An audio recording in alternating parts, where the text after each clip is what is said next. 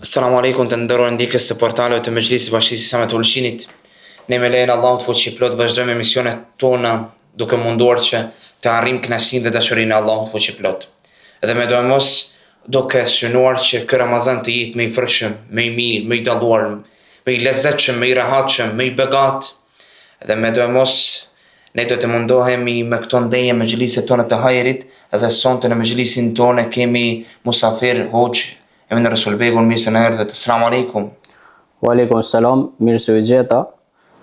Ju përgëzoj për këtë programin e ri, besoj që është një ide shumë e qëllume, sepse kemi nevojë më shumë pra si ne hoxhallar, po ashtu edhe xhamati, mu shoqëru me ligjërata, në përgjithësi, në veçanti tash që gjendemi pra pranë muajit bekumon, muajit të Ramazanit.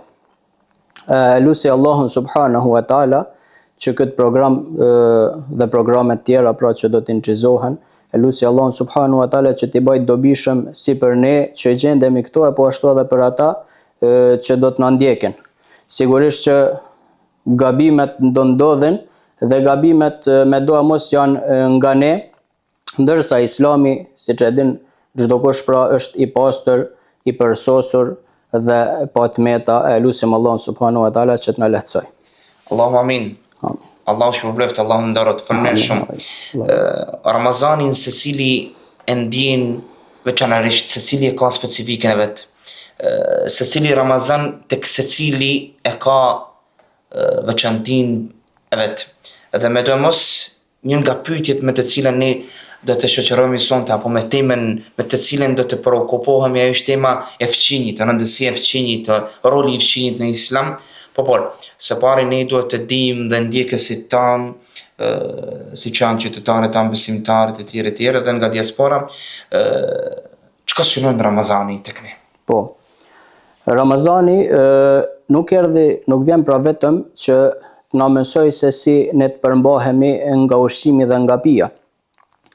Mirë po Ramazani vjen pra që neve të na edukoj në një sferë më të gjanë, pra të na edukoj në moral, në sjellje dhe në marrëdhëniet tona me njerëzit, e posaçërisht me njerëzit të afërm, pra me farefisin, me fëmijët dhe kështu me radhë.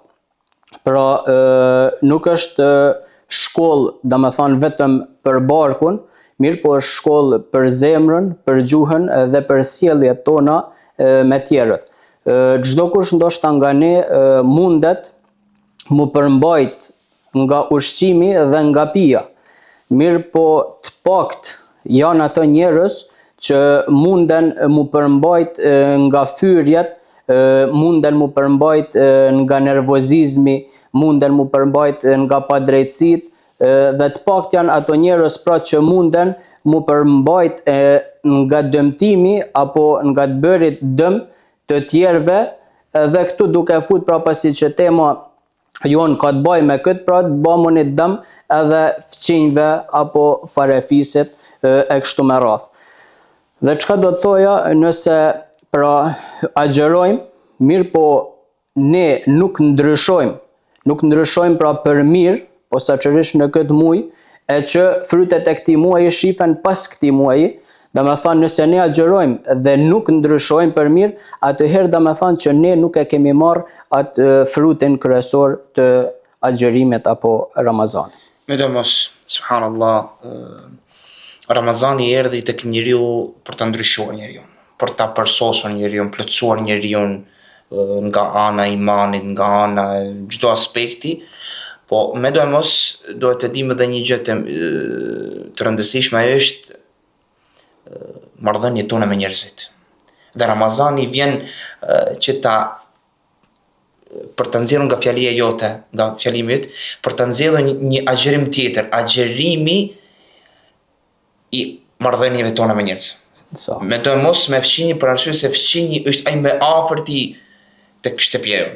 Si ka trajtuar pejgamberi sallallahu alaihi wasallam fëmijën në fillimet e pejgamberllëkut? Po, pejgamberi sallallahu alaihi wasallam në fillimet e tij, pra në fillimet e pejgamberllëkut, gjeti se ishte një praktik e zakonshme e njerëzve që kishin sjellje të keqe apo thënë ndryshe të ishin të këqenj ndaj fëmijët të vet.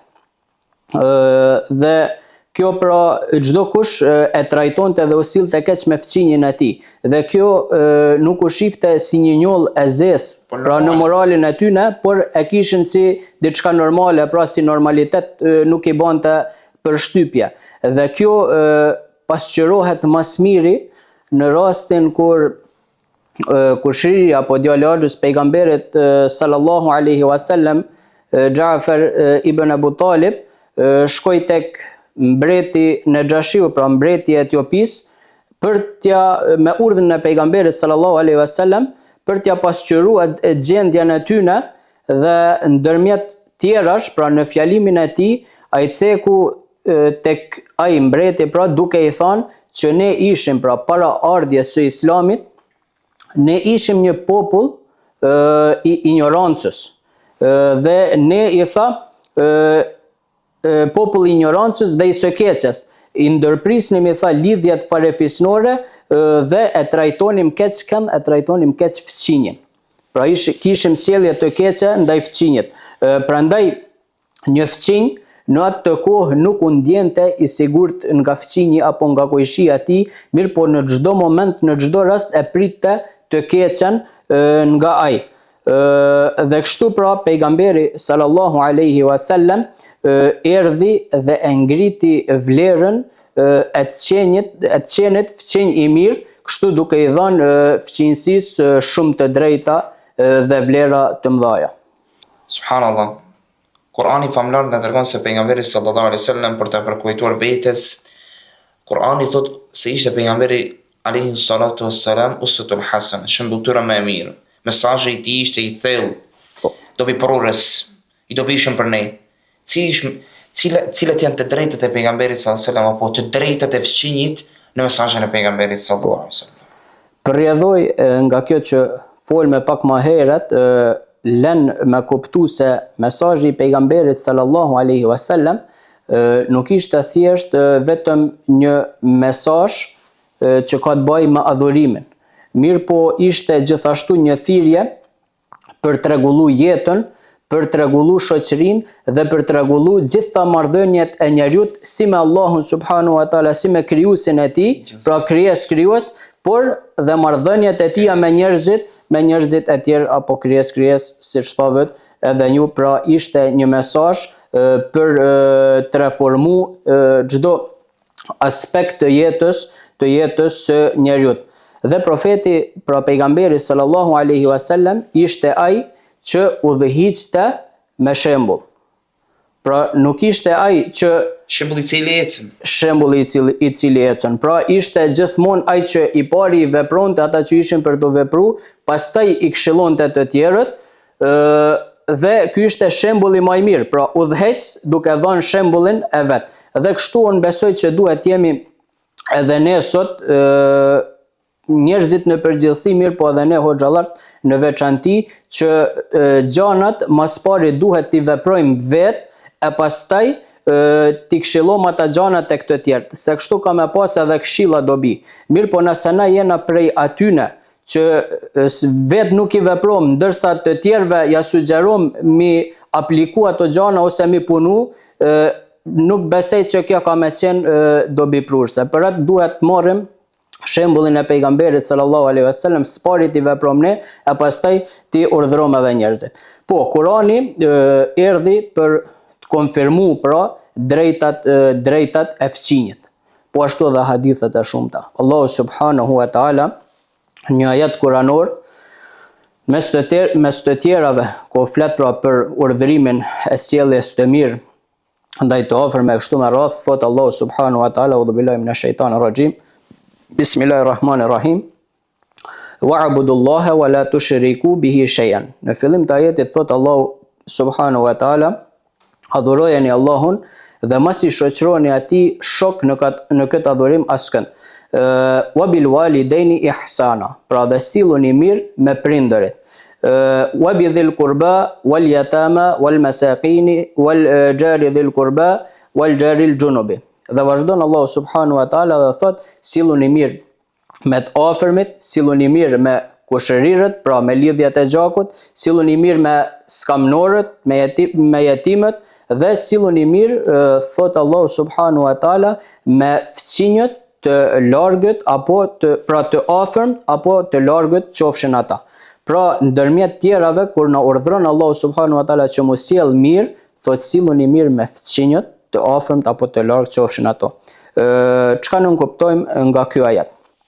Sipas komentuesve të Kuranit, me fëmijët, pra sjelljen e mirë ndaj fëmijëve të afërm dhe të larg, kanë thënë që fëmijë të afërm nënkupton ato fëmijë apo ato kojshi që i kemi shtëpiat afër, mirë po njëkohësisht i kemi dhe kojshi dhe lidhje farefisnore.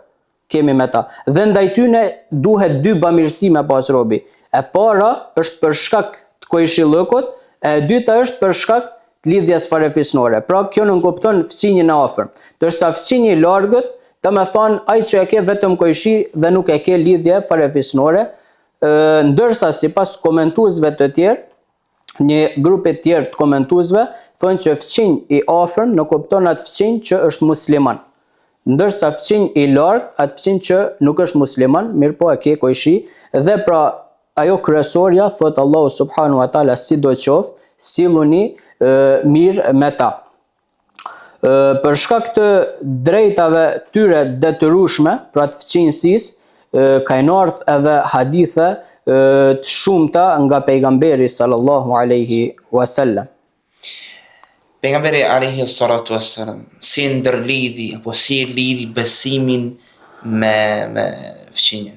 Po, hadithet e shumta na cekin për lidhjet që na ka urdhëruar pra pejgamberi sallallahu alaihi wasallam për lidhjet e mira ndërmjet fëmijëve. Dhe pejgamberi sallallahu alaihi wasallam aq shumë u urdhëru nga Xhibrili alayhis salam për lidhjet të kojshillëkut apo për fëmijësin, aq shumë u këshillu sa që pejgamberi sallallahu alaihi wasallam një moment mendoi që Allahu subhanahu wa taala do ta bante kojshin pjesëtar të familjes.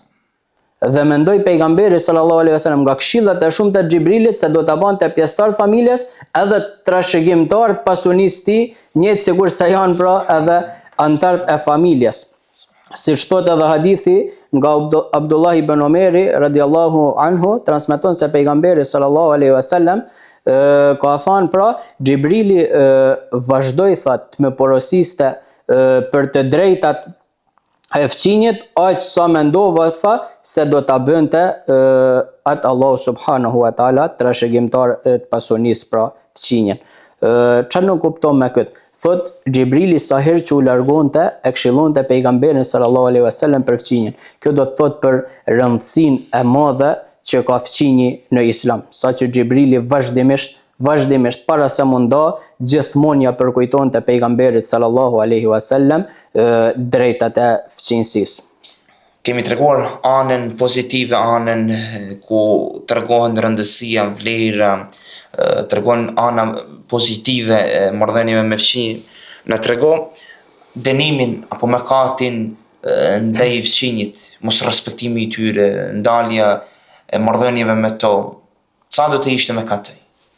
Po, Islami ja mësoi njerëzimit se muslimani më i mirë është ai musliman që sillet mirë pra me fëmijët e tij. Ndërsa pejgamberi sallallahu alaihi wasallam na ka tregu dhe na ka mësu se lloji më i shëmtut, lloji ndër llojet më të këqij të mëkateve, pra është cila shkeq me fëmijën dhe ta tradhtosh të drejtën që ke ndaj fëmijët. E cila është e drejta ndaj fëmijët është pra detyrë e jone ndaj fëmijët, është që të jemi të ndershëm ndaj tyne, të rumë nderin e tyne dhe dinjitetin e tyne. Transmetohet se pejgamberi sallallahu alaihi wasallam njëherë teksa ishte duke ndaj me shokët e tij të ndershëm, me sahabët, i pyeti mes tjerash pejgamberi sallallahu alaihi wasallam duke i thënë çfarë mendoni, I tha, për imoralitetin apo zinon. Dhe sahabet ju përgjigjen pra një pyetje siç gjithkush e pret, I thonë se normalisht që imoraliteti apo zinaja është diçka që pejgamberi Allahu subhanahu wa taala dhe pejgamberi sallallahu alaihi wasallam e ka ndaluar deri në ditën e gjykimit. Ndërsa pejgamberi sallallahu alaihi wasallam I tha bëmunit 10 herë zina është më pak mëkat se sa të bëmunit një herë zina apo imoralitet me gruan e fëmijët tanë apo me gruan e kojshisë tanë.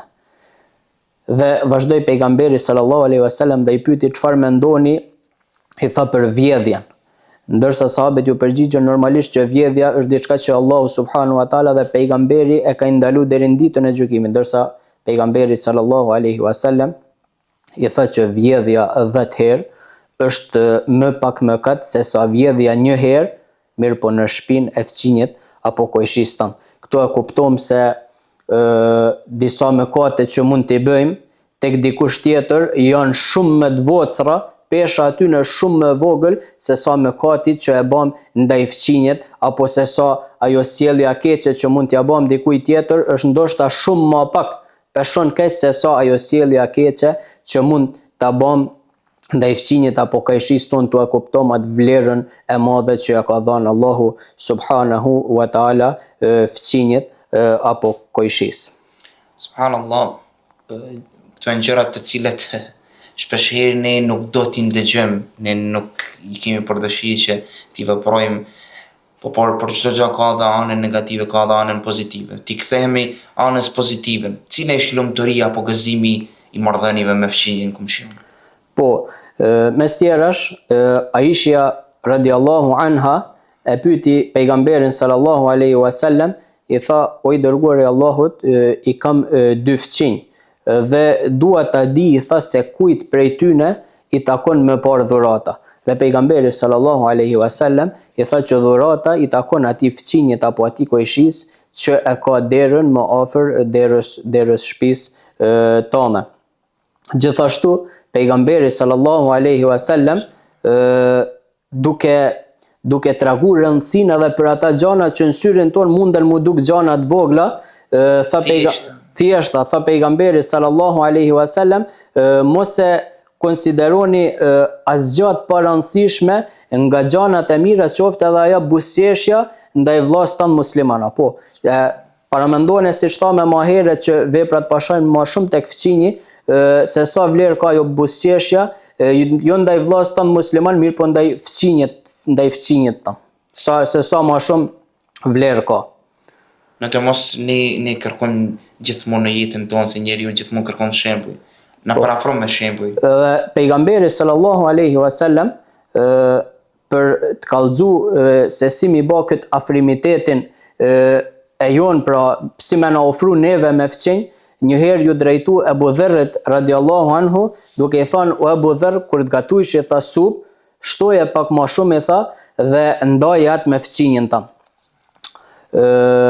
Normalisht që kjo është për të afruar ato marrëdhëniet tona dhe për të na tregu se ne duhemi me nda me fëmijën si ato gjanat e mira që I kena, si ato problemet apo hallet, pra atë themi ndryshe ato gjanat e këqija duhena me nda me fëmijën tonë.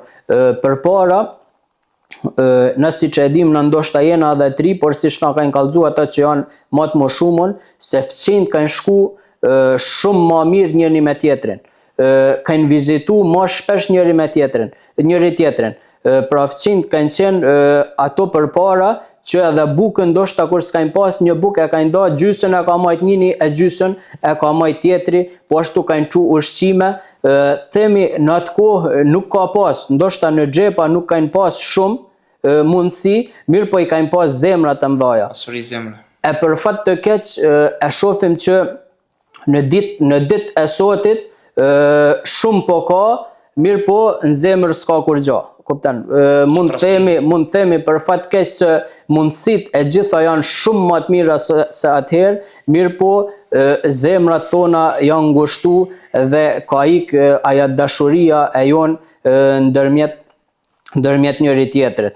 Mirë po, e lusim Allahun që Allahu subhanahu wa taala na i bashkoj dhe na i ofroj zemrat tona ashtu siç kanë qenë përpara edhe më mirë. Mesazhi yt për këtë Ramazan për ndjekësit tanë, cili do të ishte? Pejgamberi sallallahu alaihi wasallam e ka lidh ngusht shëndetin e besimit me marrëdhënien me fëqinjen. Sa që tha pejgamberi sallallahu alaihi wasallam, nuk ka besu, pra tha pashallah nuk ka besu, pashallah nuk ka besu, pashallah nuk ka besu, ai pra nga dora të cilit nuk është i sigurt fëqinji i tij. Apo në një transmetim tjetër tha pejgamberi sallallahu alaihi wasallam, nuk do të hyj në xhennet ai pra nga të këqijat të cilit nuk është i sigurt pra fëqinji i tij.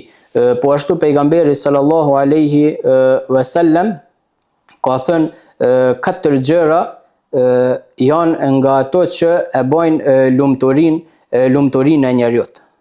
Pra 4 gjëra janë si ato puzllat që kur bashkohen e plotësojnë atë lumturinë e njerëzit dhe tha pejgamberi sallallahu alaihi wasallam, e para pra gruaja e mirë, siç e dim ajo grua që është e mirë ta bën shtëpinë në xhennet, ndërsa një grua nëse është ashtu siç nuk ka thënë Allahu subhanahu wa taala, dhe me ta bë shtëpinë të kundërtën pra xhehenem me pritur robit që me shkuën shtëpia e dytë, tha pejgamberi sallallahu alaihi wasallam, një shtëpi e gjan pra që të ofron kushte. E treta tha pejgamberi sallallahu alaihi wasallam, fëqinji i mirë. Pra ndër 4 gjërat që e bën njeriu të lumtur këtë botë, fëqinji i mirë, dhe e katërta është pra kafsha e mirë për udhtim, ndërsa 4 gjëra tha janë gjanat që e bën njeriu jetën e mjerueshme. E para pra gruaja e keqe, e dyta shtëpia që nuk i plotson ata kushtet, e treta fëqinji i keq, dhe e katërta pra kafsha që është kafshë e keqe. Pejgamberi sallallahu alaihi wasallam transmetohet pra se erdhi një burr tek pejgamberi sallallahu alaihi wasallam dhe i tregoi për një gru.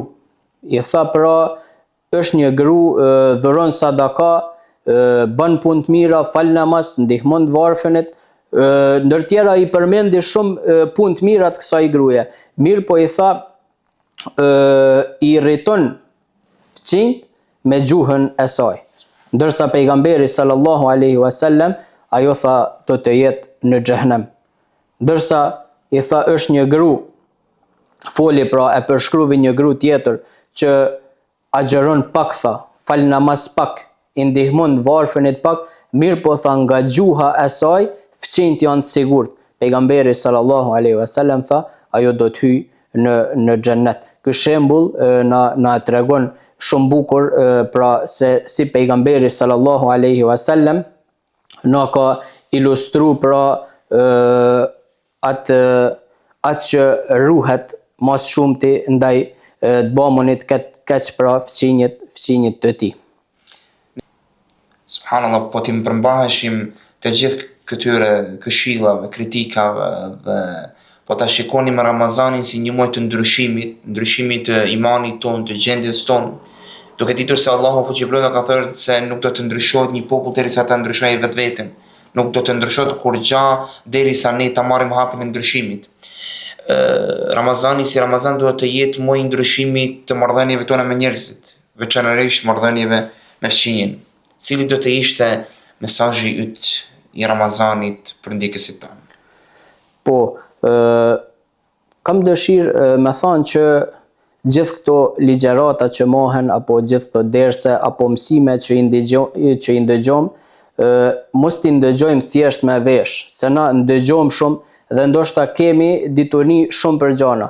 Mirë po disa gjana duhet që mos na hyjnë një vesh me na dalë vesh tjetër, mirë po të ndalen dhe të futen zemrën tonë dhe t'i hedhim, pra mos t'i lëmë vetëm në mendje, por t'i hedhim në praktik.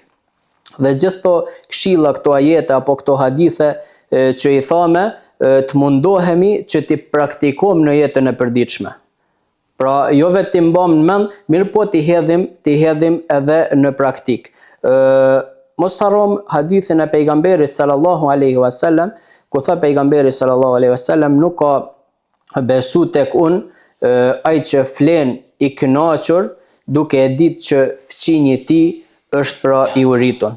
Pra nuk ka besu tek unë, pra e lidhi besimin me fëqinjen. Tha nuk ka besu plotësisht, nuk ka besu ai njeri që flen i kënaqur teksa fëqinji i tij është i uritur. Nga ana tjetër pejgamberi sallallahu alaihi wasallam na mësoi se kur fëqinjt kërkojnë diçka një drejt, kërkojnë diçka që atyne ndoshta i lehtësohet jetesa, por pa të dëmtu ty, tha pejgamberi sallallahu alaihi wasallam me ja leju. Normalisht jo që me dëmtu ty, mirë po për diçka që ty ndoshta nuk dëmton, por aty në ja lehtëson, tha pejgamberi mi leju, siç tha pejgamberi sallallahu alaihi wasallam, nuk duhet të pengoj askush fëqinjen e tij nëse ai ka nevojë me vendos pra një gosht druri në muren tënd. A kupton, të janë disa gjëra që na duhena mu mundu mi praktiku, mu bë më shumë tolerant.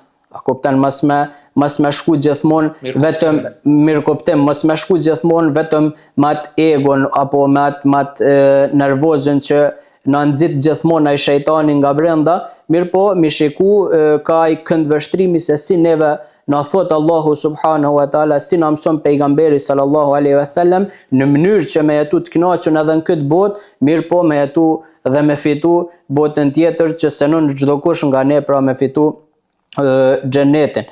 Këtu tregohen pra nga kjo ligjërat mund themi që tregohen kuptimet më të mëdha të besnikërisë apo kuptimet më të mëdha të bashkëpunimit dhe kujdesit për ato që jetojnë së bashku me ne. Pejgamberi sallallahu alaihi wasallam i veproi gjitha këto spari vet, siç thamë edhe në fillim, këto kuptime pra, e pastaj i implantoi këto kuptime ku tek shokët e tij dhe sahabet. Pra e para gjë do shta mund ndërlidh ato në ata jetën që cekët ju më herët, pra të fillom spari çka nga ndryshimi, siç tha Allahu subhanahu wa taala, nuk e ndryshon gjendjen e një populli, po ndryshu vetveten.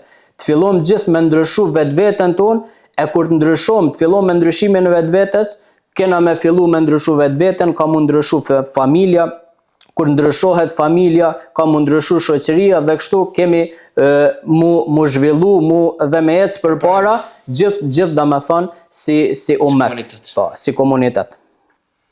Lusim Allahun fuqi plot që ky muaj Ramazani të jetë plot begati dhe mirësi.